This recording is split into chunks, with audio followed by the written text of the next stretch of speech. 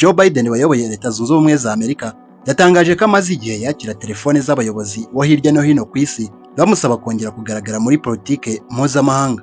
Mu yandi makuru kandi, ingabo za Ukraine zatwitse ububiko bw'intwaro z'Uburusiya zari zibitse mu mujyi wa Donetsk bwigaruriye. Ubwo hari ku itariki ya 3 z'ukwa karindwi 2025, amashusho yakwirakwiriye ku mbuga nkoranyambaga agaragaza uguturika gukomeye mu gace kegereye ububiko bw'intwaro z'Uburusiya. Mu makuru dukesha BBC byanditse ko yasuzumye amashusho neza, irebye uburemere bwo guturika kwabaye aho hantu byabereye, yemeza ko ari intwaro z'Uburusiya zaturitse.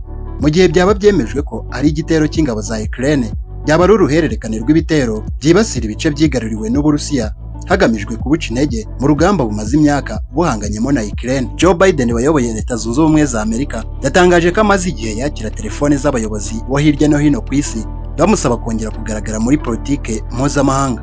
Ni ingingo Joe Biden yagarutseho ubwo yari mu nama i San Diego ku wa 3 tariki ya 2 Nyakanga 2025, yaho yagize ati, nakira telefone ntari buze kugaruka kuri ba nyirazo, cyane cyane z'abayobozi b'i Burayi bansaba kugira icyo nkora kuko ibintu byahindutse. Yakomeje agira ati, uretse abayobozi b'abanyamahanga, hari n'abagize inteko ishinga amategeko muri Amerika bajya baganira kuri politike.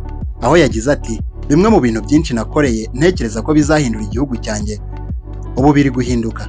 Biden yavuze ko muri iyi minsi ahugiye mu bijyanye no kwandika igitabo kigaruka ku myaka ine yayoboye Amerika. Uyu mugabo w'imyaka 82 yayoboye Amerika imyaka ine kugeza mu 2024, ntabwo yigeze yiyamamariza manda ya kabiri nyuma yo kudatangwa nk'umukandida n'ishyaka rye ryavuze ko yatakaje ubushobozi mu by'imitekerereze bwatuma akomeza kuyobora Amerika. Kuva Donald Trump yasimbura Biden ku butegetsi, yagaragaje kutavuga rumwe n'abayobozi b'i Burayi ku ngingo zitandukanye zirimo intambara yo muri Ukraine n'imikorere y'umuryango NATO.